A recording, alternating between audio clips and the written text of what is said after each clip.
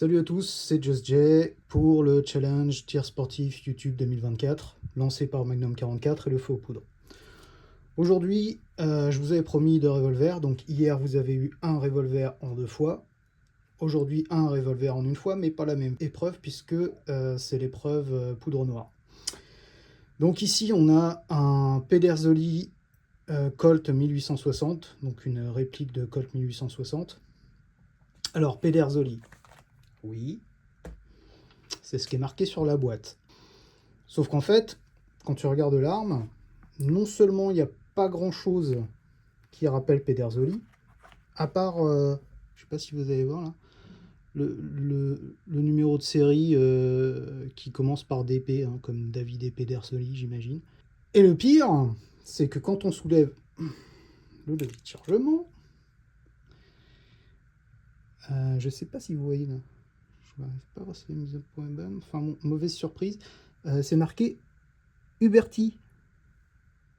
Oui, parce qu'en fait, toutes les pièces viennent de chez Huberti. Simplement, elles sont achetées, optimisées et assemblées par Pedersoli. En dehors de ça, j'adore ce revolver. C'est mon préféré en 44 à poudre noire. Il est extrêmement fluide, hein. Alors, vous n'allez probablement pas l'entendre à la vidéo, mais mécaniquement, c'est absolument génial. Il est très capable. Alors, vous savez, j'aime bien rajouter un peu de challenge dans les challenges. Donc hier, vous avez eu un revolver simple action, double action avec des munitions connues. Aujourd'hui, le challenge dans les challenges, une munition qui n'est pas inconnue, mais qui est ancienne, puisque la plupart des cartouches que je vais tirer aujourd'hui ont été fabriquées en 2020 pendant le grand confinement. Oui, parce qu'il faut savoir que moi je tire des cartouches papier dans les armes à poudre noire. Je ne charge pas à la dosette et à la semoule, ça m'intéresse pas. Donc normalement pour le Colt 1860, ce sont des cartouches avec une balle Spear, 1,40 g de PNF2, parce qu'à l'époque j'étais encore un peu timide. Aujourd'hui je monte à 1,6 g, normalement il faudrait même monter à 1,8 g. 1,8 g étant la dose maximale de rentabilité. Au-delà d'1,8 g, en plus de fatiguer l'arme, vous allez brûler plus de poudre que vous ne gagnez de mètres par seconde. Donc on a une bourre en carton, parce qu'encore une fois la semoule ça ne m'intéresse pas. Et donc normalement ce sont des balles Spear 451 qui vont dans ce revolver. Le problème c'est que j'ai plus qu'une boîte de 12. Et après j'ai de la Hornady en 454 qui date de la même époque, mais dont je crois me souvenir que celle-là est beaucoup plus intéressante pour les Remington 1858. Comme j'ai plus que 12 en Spear 451, j'en ai refait 8 in extremis aujourd'hui. Ce qui fait que du coup, comme il va falloir panacher, donc ça ressemble à ça, hein. Bon, ça c'est quand elles sont encore pas tout à fait sèches. Ouais, le collodion est encore humide là. Donc, je peux vous en montrer des mieux foutus, comme celle-là par exemple qui est très belle. Il va falloir panacher avec des cartouches que j'ai fabriquées aujourd'hui, puisque 12 c'est pas suffisant pour la série de 5 et les 2 séries de 5 derrière. Donc il risque d'y avoir encore une variation de performance à ce niveau-là. Sachant que je suis pas à 100% sûr que ce soit les Spear en 451, c'est peut-être les Hornady en 454, ce qui m'arrangerait parce que celle-là j'ai plus de cartouches.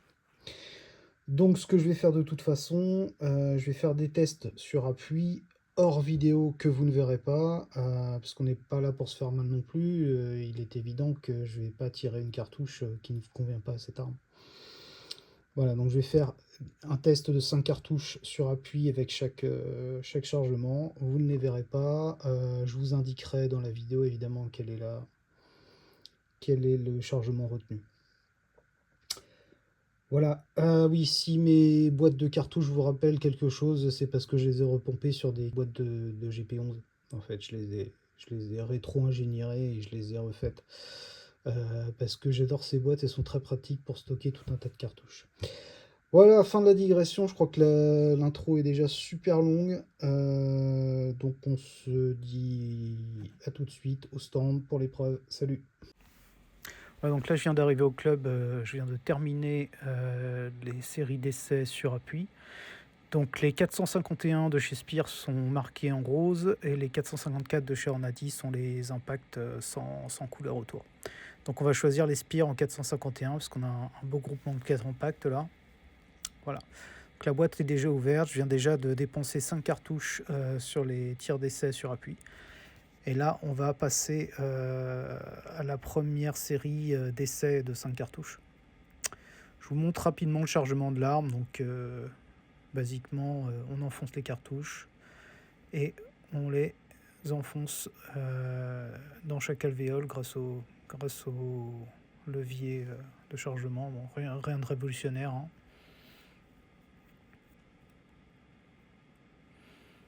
J'accélérerai par la suite les chargements parce que une fois que vous l'avez vu, vous avez tout vu, hein. Voilà, là vous allez voir l'utilisation de l'amorceur qui est extrêmement pratique. Ça coûte un peu cher, ce modèle là coûte un peu cher, mais c'est vraiment un gain de temps et on n'est pas ridicule à manipuler des toutes petites amorces avec nos gros doigts là. Voilà, donc l'amorceur en question. Donc un clic vers l'arrière et clac, et c'est fait. Ça s'emboîte automatiquement, c'est génial.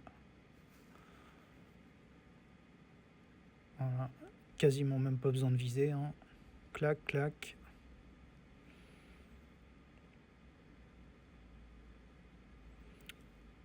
Je saurais plus vous dire combien d'amorces, si c'est 120 ou 60 qu'on peut mettre dedans. Donc là on est parti pour les 5 coups d'essai.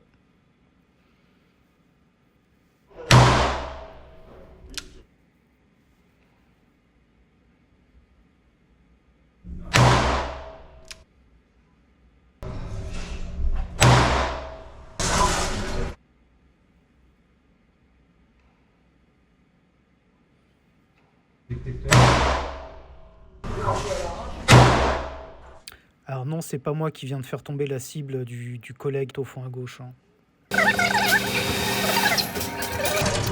3 très beaux. Voilà, 3 très beaux coups d'essai. Donc 8 cordons, 9 cordons en 9 et 2 un peu moins beaux. Donc cette série-là était relativement bonne. On va passer à la première série. Donc là j'accélère le chargement hein, parce que on enfonce la cartouche, un coup de bas, un coup de levier, on enfonce la cartouche, un coup de levier, etc. etc. Là, ce que je viens de vous montrer, c'est que je viens de mettre une des nouvelles cartouches que j'ai confectionnées la veille, puisque là, on est sur les nouvelles cartouches. Donc, il y a 2 cartouches qui datent de 2020 et 3 qui datent de la veille. Ce détail a son importance pour la suite. Parce que si vous comptez bien, j'ai utilisé 5 cartouches de 2020 pour les essais sur appui, 5 cartouches de 2020 pour la première série d'essais. Ce sont des boîtes de 12, donc il ne m'en restait que 2. Donc là, je viens de mettre 3 cartouches neuves dans le barillet. Et on est parti.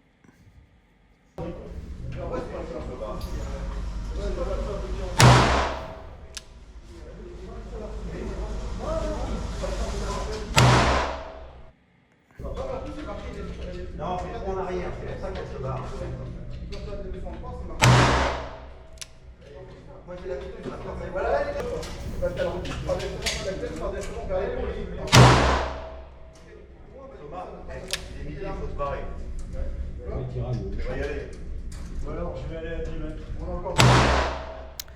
Voilà, résultat de cette première série.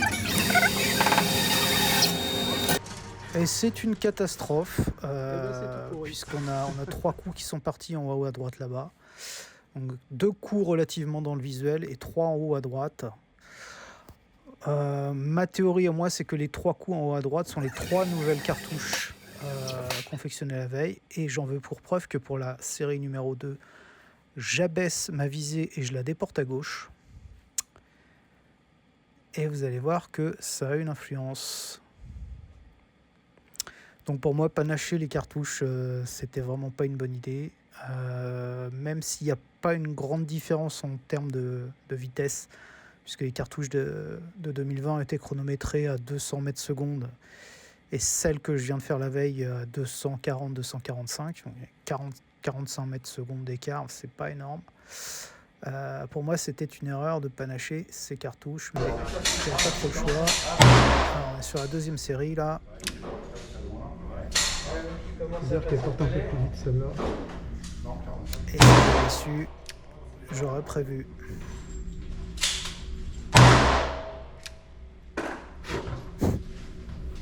Petite flamèche.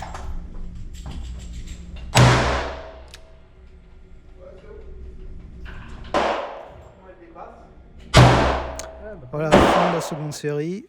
Je vous ai passé tous les incidents de tir que j'ai eu. Parce que croyez-moi, il y en a eu.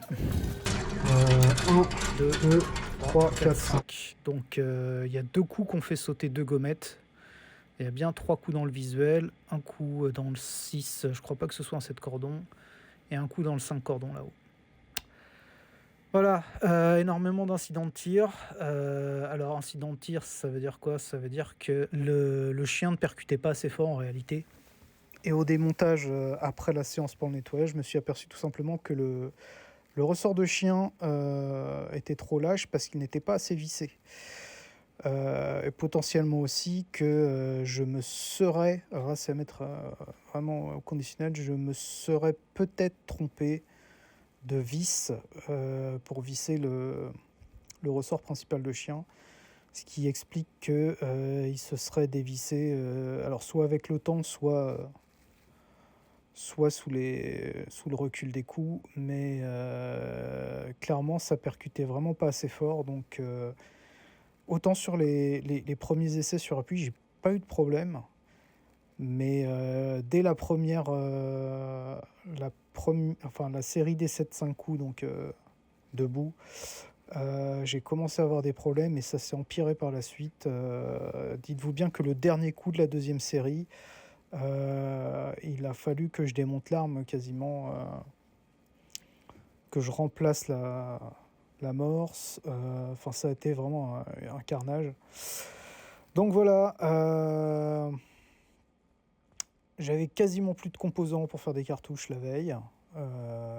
C'est-à-dire que j'avais quasiment plus de papier à cigarette. Impossible de remettre la main sur ma bouteille de collodion qui me permet de rendre le papier vraiment inflammable. La poudre, c'était pas le problème. Les balles, ça allait. Il m'en restait quelques-unes pour faire les 8 que j'ai fait. Mais en tout cas, il me restait pas assez de papier pour faire d'autres cartouches. J'en ai refait que 8 pour en avoir 20 au total. Donc ça, déjà, c'était une première erreur. Pas assez de composants, pas assez de cartouches. Deuxième erreur, panacher les cartouches. Vraiment pas une bonne idée non plus. Pas assez de sommeil, levé à la bourre, problème de RATP, enfin, la loi de Murphy, quoi. Vraiment, rien n'allait dans cette séance. J'ai failli la reporter quand j'ai vu que mon train ne partait pas le matin. Je me suis dit, est-ce que je la ferai pas la semaine prochaine? Il reste encore du temps, on est dans la première partie du mois de juin. Finalement, le train a fini par partir, donc j'ai fait cette séance et troisième grosse erreur, le revolver non vérifié la veille avec le chien qui ne percutait pas assez fort. Donc ça vraiment, ça a été l'apothéose, que des incidents de tir. Voilà. Donc voilà, 65 sur 100 au score. Bon, c'est pas très bon, hein. Je suis un peu déçu, je crois pas pouvoir dire autre chose. C'est pas grave, c'est le jeu, c'est comme ça. La prochaine vidéo, donc l'épreuve de vitesse et le smiley, avec une arme que je ne dévoilerai qu'à ce moment-là. J'espère en tout cas que cette vidéo vous a plu. Amusez-vous bien, tirez bien, salut.